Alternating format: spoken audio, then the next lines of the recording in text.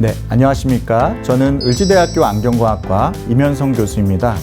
이번 시간에는 우리가 노안과 백내장, 망막질환 등 눈에 관련된 여러 가지 건강 정보를 가지고 이야기 나누는 시간을 좀 갖도록 하겠습니다.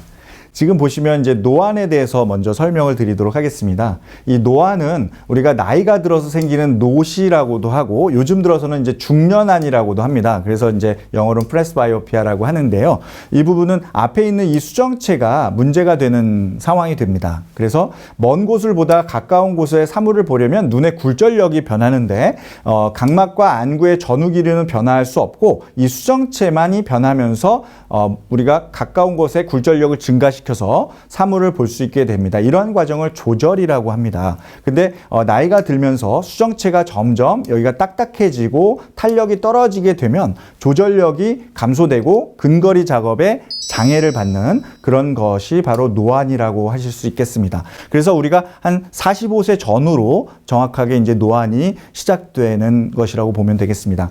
그 노안은 일단 조절력에 본래 가지고 있는 굴절 이상 정도와 관계없이 모든 사람에서 감소되지만 개인마다 발생되고 있는 진행의 차이가 있을 수 있습니다. 그래서 보통 정시 같은 경우는 조절하지 않는 상태에서 눈이 들어오는 평행광선이 망막에 초점을 맺는 상태, 그러다 보니까 45세 전후, 40대부터 시작해서 45세 전후에 근거리 시력이 떨어지면서 생기게 되고 우리가 가장 많은 근시 같은 경우는 멀리 볼 때 안경을 교정하고 있고 가까운 곳을 볼 때 안경을 벗거나 도수를 낮춤으로써 노안을 보상할 수 있는 그런 기능이 있게 됩니다. 그러다 보니까 노안을 다소 늦게 인지할 수 있는 것이 특징이고요. 그 다음에 원시 같은 경우는 조절력의 떨어짐으로 인해서 발생되기 때문에 노안 현상을 더 빨리 느끼는 그런 굴절 이상이라고 볼 수 있겠습니다.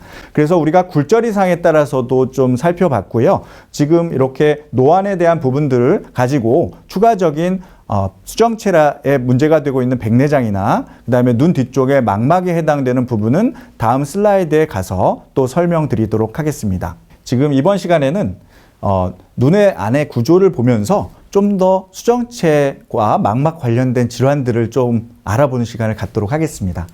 우리가 연세가 드시면 이렇게 수정체 쪽에 전안부에 해당되는 수정체 쪽에 그 질환들이 있고 그 다음에 망막에 해당되는 눈 뒤쪽에 해당되는 망막 쪽의 질환들을 가지고 계십니다. 그래서 먼저 수정체 쪽을 좀 보시면 이렇게 수정체는 이렇게 바둑알 모양으로 생겼는데 양면이 볼록한 형태로 양쪽 눈에 위치하고 있고 통과할 때 굴절 및 조절 작용을 통해서 들어오기 때문에 한 290에서 400나노미터의 자외선은 이 렌즈에서 흡수가 되고 있습니다. 근데 만약에 이런 자외선이나 노화나 당뇨에 의해서 이런 백내장의 그 혼탁, 수정체가 혼탁되는 질환이 생기는데요. 그래서 이렇게 보면 이 백내장은 그래서 이렇게 투명한 조직 내 수정체가 어떤 원인에 의해서 뿌옇게 되고 그 시력장애가 발생하는 질환이 되겠습니다. 그래서 노화의 일부로 발생하는 것이 또 굉장히 흔한 질환이죠. 그래서 백내장을 발생시키는 위험 요인에는 가장 또 있는 게 당뇨에 해당되는 것이 있고 그 다음에 음주라든지 흡연,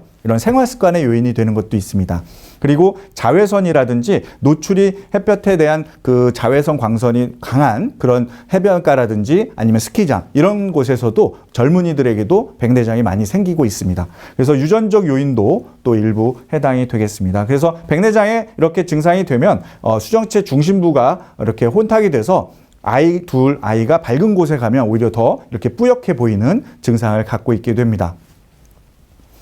자, 그 다음에 우리가 또 눈 뒤쪽에 보시면 망막이라는 층이 있습니다. 이게 바로 눈의 그 필름에 해당되는 곳입니다. 그래서 망막은 눈의 안쪽에 가장 뒤쪽에 덮고 있는 막인데 이 신경조직의 10개의 층이 지금 보시는 바와 같이 있고 빛에 대한 정보를 정기적인 정보로 전환해서 뇌로 전달시키는 기능을 갖고 있습니다. 그런데 이제 여러분들 우리가 많이 걸릴 수 있는 그 망막 질환 중에는 이렇게 당뇨병성 망막증에 해당되는 것도 있습니다. 이 당뇨가 심해서 생기는 특유한 망막에 순환장애가 혈액 속에 녹아져 있는 이런 혈당에 대한 변화로 혈관 장애가 일어나는데 이런 것은 이제 시력 저하를 일으키고 심하면 실명에까지 이르게 되는 그런 상황들이 보여지고 있고 고혈당이 유지되면 빠르게 악화되기 때문에 신생혈관까지 생길 수 있어서 우리의 눈에 큰 위험을 초래하고 있습니다.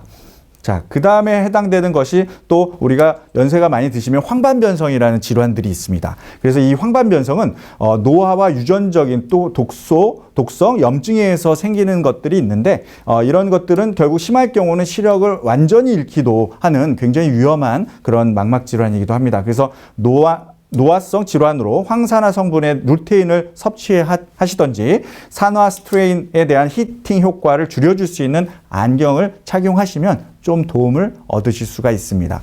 자, 그 다음에 우리가 망막 박리라는 질환이 있습니다. 이 망막 박리는 정상인 눈은 이렇게 잘 놓여지는데 막막의 뒤에 열계층이 앞으로 떨어져 나오는 그런 증상을 망막 박리라고 합니다. 이 망막 박리는 시세포가 망막 색소상 피로부터 분리되는 것인데 특히 이제 당뇨라든지 여러 가지 이유로 발생할 가능성이 높고 날파리증 같은 벌레가 이렇게 떠다니는 증상, 그래서 그림자 져서 우리 눈에 인식되어서 날파리증이라고 하는데 이런 증상들이 또 초기에 또 보여질 수가 있습니다. 그래서 시야결손도 나타나고 그렇기 때문에 이런 증상이 보이면 빨리 병원에 오셔서 진료를 받는 게 중요합니다. 그래서 우리가 망막 박리의 원인은 당뇨병성 망막증, 그리고 미수가 망막증, 열공, 그 다음에 유리체 망막 견인 이러한 종류들이 해당이 됩니다. 자, 그러면 이렇게 망막 박리에 대한 부분들을 봤고요. 우리가 또 해당되는 그 기능 검사들을 또 보도록 하겠습니다. 가장 대표적으로 망막에 해당되는 기능 검사에 암슬러 검사라는 것이 있습니다. 이 검사는 망막의 이상 유무를 아주 간단하게 확인할 수 있는 검사가 되겠습니다. 지금 보시면은 이런 황반변성 또는 망막 박리를 간단하게 체크할 수 있는데 검사 순서는 검사를 시작을 눌러서 가운데 점을 주시를 하게 하고 점을 주시한 상태에서 주변부에 격자 유무가 있는지 보게 됩니다. 그리고 정상 또는 이상을 선택한 다음 이러한 부분들을 분석하는 그런 상황으로 우리가 진행이 되게 되어 있습니다. 자, 지금 보시면은 이렇게 바둑판 모양으로 자가 진단을 할 수 있는 이런 체크 무늬에 그런 격자 시표가 있습니다. 그래서 이런 시표들을 가지고 바둑판 무늬의 증상을 보는데 증상이 있는 부분들은 정상인 부분들은 이렇게 네모 모양과 점이 간단하게 잘 체크가 되어 있는데 이상이 있는 부분들은 특히 이제 변시증, 물체가 왜곡되어져 있는 부분들은 이렇게 체크 무늬가 일률적이지 못하고 휘어져 있는 모습을 볼 수가 있습니다. 그리고 만약에 암점이 생긴다라고 하면 이렇게 가운데 까맣게 중심 암점이 나타나는 것을 또 보실 수가 있고요. 그 다음에 시야가 손상됐다 그러면 주변부부터 이렇게 까맣게 쭉 들어오는 그런 증상을 보이게 됩니다. 그리고 마지막으로 만약에 황반변성이나 당뇨병성 망막증에 의해서 신생혈관이 있다라고 하면 이렇게 투영돼서 뿌옇게 보이는 또 증상을 보이기도 합니다. 그래서 우리가 연령대별로 좀 살펴보면 10대는 여성에 비해서 망막 박리 빈도가 3배 높고요. 그 다음에 40대 정도 되면 중심성 망막 발생 빈도가 여성에 비해서 4.4배 정도 높습니다. 그리고 40대 이상에서는 30대에 비해서 망막 혈관 전체나 당뇨병성 망막증, 수정체 탈구의 발생 비율이 4배 이상 높고 황반변성에 대한 비율이 2배 이상 높습니다. 그리고 50대의 경우는 망막 발생률이 가장 높은 시기이기도 합니다. 마지막으로 우리가 60대 또 그 이상이 되면 황반변성 또는 당뇨병성 망막증의 발병률이 가장 높은 시기이기 때문에 여러분들께서는 지금처럼 이러한 그 격자를 가지고 자가 진단을 함으로 인해서 이런 부분들에 이상이 있으신 부분들을 꼭 확인하시고 조금이라도 이상이 있으시면 병원에 가셔서 진료를 받으시면 빨리 치료될 수 있는 가능성이 높다라고 말씀드릴 수 있겠습니다. 자, 그러면 지금까지 이렇게 알아봤고요. 여러분들께서 건강한 눈, 건강한 망막을 유지하실 수 있기를 기원드리도록 하겠습니다. 이상 경청해 주셔서 감사합니다.